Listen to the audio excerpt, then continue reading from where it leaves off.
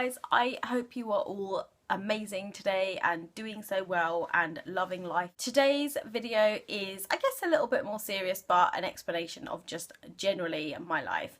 And this was actually a requested video, which is why I decided to film it today. And I'm going to read you the question that was asked on one of my previous videos, and it's actually one of my YouTube friends, which is why I'm making this video response. And her name is Mia, and she basically sent me a message saying, I noticed that you're older and have your own business but still live at home. Is it tradition in your household to stay with your parents until marriage? I was wondering if you'd ever consider making a video about like modern Indian family culture. I think that's a really great question, because I'm sure lots of you probably think exactly the same. Some of you that have been following me for like a really long time will probably generally know that I did move out of home, and then I moved back home, and you know, just basically stuff in relationships wasn't going very well for me. But yeah, let me just explain in quite a lot of detail like the Indian background culture stuff, starting from like when my parents came to this country. The whole reason that my parents came to the UK was for a better life, to be able to find job and find work, to make some money, and to make sure that when they had children they were completely educated and therefore had the right footing in life. What happened was, my dad always tells me this story of, he came to the UK, he had like £7 in his pocket, he didn't have any money, and he just wanted his life to work. He just wanted to work really hard and make money, because where he was living before, in India and Africa, the opportunities just to make money weren't there. And the opportunities, I guess things are very different now, but back then he felt like he would get a better life, and his parents felt like moving to the UK was like just an idea to make a better life and to give their children a better education and future. So he tells me the story all about how he had no money. Sorry, I've got really bad hay fever and I just keep like, I'm not picking my nose, I'm just like itching because it's really itchy. What happened was, my dad ended up working like 2 jobs. So he used to work in the morning at a travel agent, and then he used to work in the evening at a petrol station, just to make as much money as he could, because the jobs were available and he was able to work like the hours that he wanted to work. So he chose to work like ridiculous hours. When he came over here to get his better life, the idea was that when he had children, he didn't want them to have to do exactly the same thing. So my parents and their parents and all the other people that came to the UK at around the same time, they all kind of thought, okay, well, if we make decent money, we can send our children to really good schools, and then they can get a really good education and start doing jobs where they are in demand and where they can make lots of money. So the general consensus with Indian people is you're either in the medical profession, or you go into like the business world as like an accountant, or you own your own business of some kind in order to make the money. Indian children are, I guess, under a little bit of pressure to meet these expectations, because it's drummed into them from a very young age. So mum and dad are working all these hours so that you can go to school. Mum and dad are working all these hours so that you can go to the best school that you can go to. Mum and dad are working all these hours so that you don't have to do what they're doing. And that is one thing that my parents used to say, not like in so many words, but they used to say, you know, if you don't study, you're going to end up working 60 hours a week. You're going to not make any money, you're going to be struggling like we are, but we're working really hard so that you can go to a really good school and basically have all the stuff that we didn't have. So that kind of goes with the education side of being Indian, and that's why there's this slight pressure on us. Obviously that's not the same for everybody, and I can only talk about my family, and I can only talk about the way that I was brought up.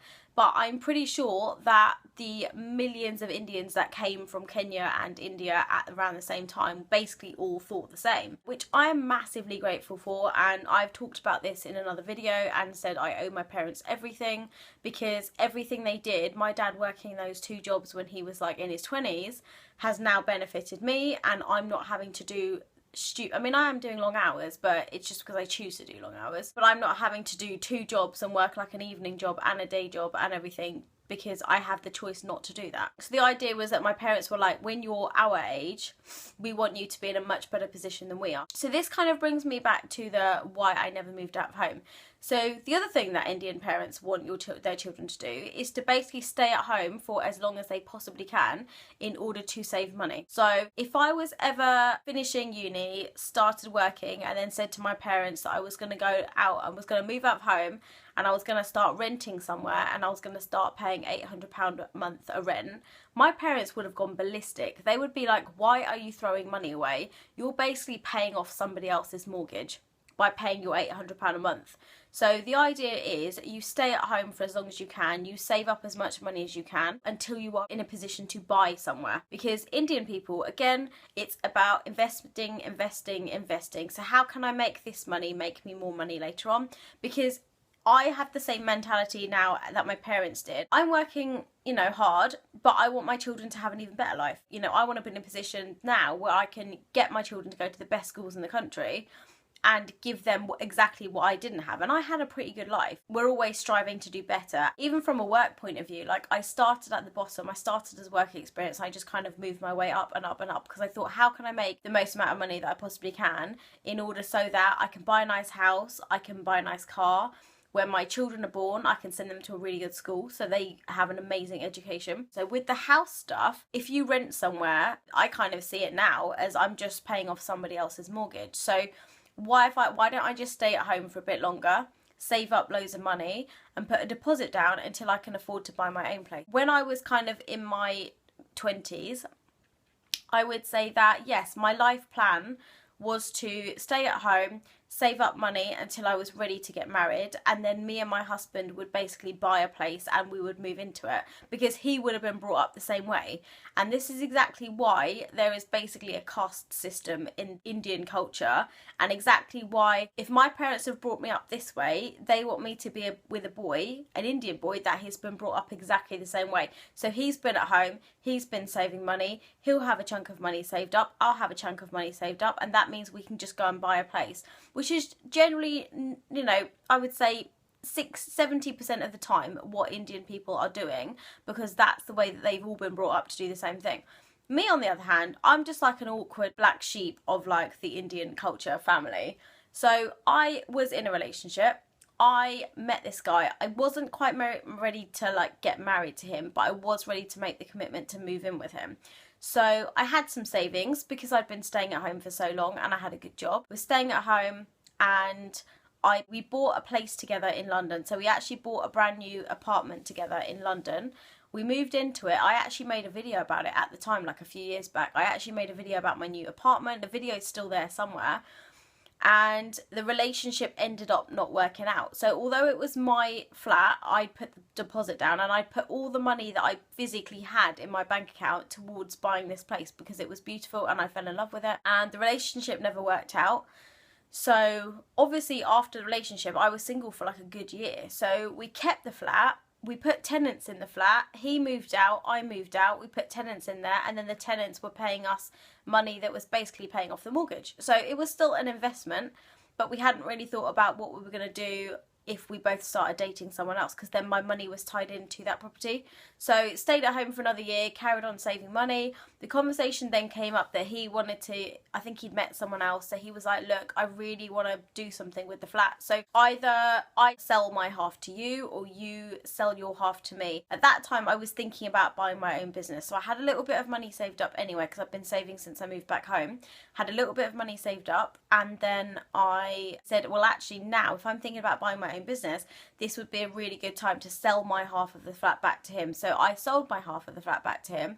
I got a bit of money back from it, and then I used that to then buy my own business eventually, like a year down the line. Again, and luckily it all just happened to work out at the right time, because if I hadn't been able to sell my share of the flat, I wouldn't have had the money then to buy a business, and no bank was going to give me money when I was like quite a bit short. I then had like a lump sum of money. So I had the money that I'd saved up from living at home, and I had the money that I got back from my flat, and I was able to put that down as a deposit for my own business. So again, I used up every penny that I had in my bank account. There is like hardly any money in my bank account right now. And so when people say to me, why are you still living at home? I can't now afford to move out. Like even if I wanted to rent, I can't afford right now to pay like £800 a month, because I'm paying off my loan and I really can't afford right now to move out.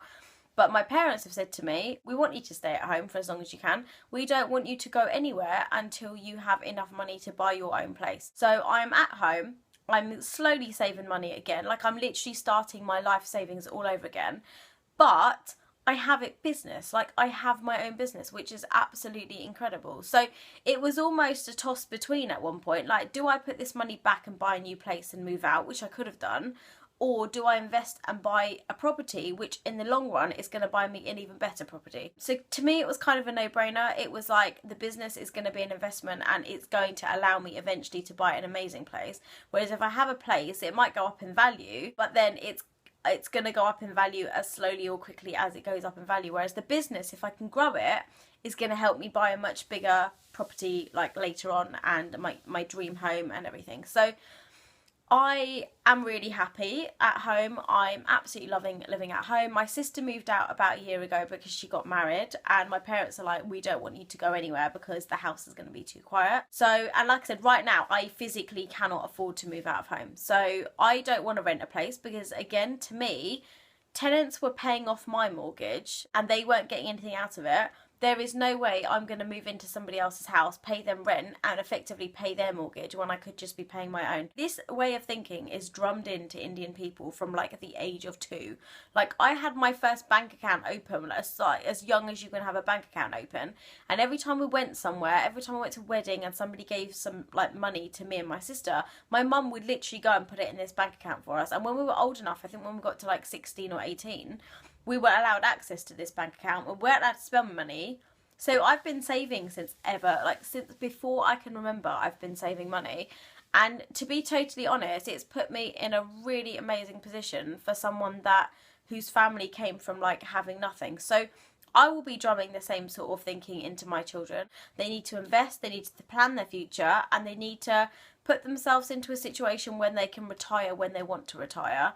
And they've got properties that, if the pensions are just getting as bad as they are, they've got something to fall back on. So my parents, like, not only did they work their asses off for like however many years and still are working their asses off, they bought properties in the middle. So they've got a little, load of properties so that if they decide to retire, they could sell a property, or they could still get rental income coming in from somewhere else, and they can still survive and they can still have a nice life. Because I think, the way that, obviously I've said it before, but I think the way that pensions are going, if you don't have an investment, you're basically screwed. I see people every day that tell me they can't afford to like buy new glasses every 2 years. And I'm like, glasses to me are kind of like a priority, and so it's kind of scary, and I don't want to be in that position when I'm older that I just don't have money to even live. Yeah, it's been drummed into me from a very young age. You need to think about your future, you need to plan your life, and the idea is that you be with a guy that thinks a similar way,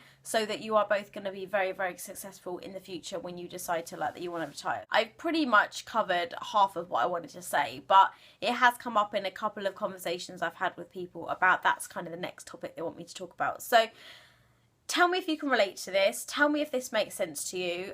It makes absolutely perfect sense to me, because when I look at the amount of people that I know now that will be able to afford to buy their own place, they're all renting. They can't save. And if they can save, they're saving very, very, very, very slowly. And it's going to take them an extremely long time to buy a property that they like, because property prices are going up, and they're going up to crazy prices. So if you don't start saving the money right now, like, you are going to live in some tiny little shoebox and just not be happy with it. And like I said, it's just the way that things have been drummed into Indian people.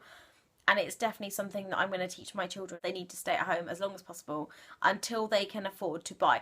I'm not so worried if my kids don't get married at an early age, because obviously I'm in my 30s and I'm not married and I'm really happy. But I would like to know that if they are going to move out, they're going into a property that they've bought themselves. They're not just throwing their money away. So I hope this kind of clears up like the Indian way of thinking, and the way that Indian people are brought up, and the way that Indian people are so like, you can only marry people that think the same way as us, therefore why things are a little bit stricter. But it's just from looking at how hard my parents work. When I was at school growing up, the things that my parents used to say to me are, if you don't study, you are going to end up cleaning dustbins for a living. And if you don't study, we're going to send you to boarding school and you're never going to come home. And they were right. It opened a lot of doors for me, and I'm eternally grateful for everything that my parents have done. So I hope this clears up some stuff about the kind of Indian culture and why I'm still living at home. And if, like, you know, tomorrow I won the lottery, if I could afford to buy a place, I would literally move out. That's basically how it is. It's not that I'm not allowed to move out, it's just that unless I buy somewhere, it doesn't make sense to leave, especially when I've got two loving parents at home that want me to stay here as long as possible, and I love them to bits. And my mum and dad's house is actually like 5 minutes from where I work, so it kind of is another reason that I wouldn't really want to leave, because it's like just everything's just too convenient right now. So thank you very much if you stayed and watched the whole of this chatty video. I love you guys lots, and I will see you in the next video.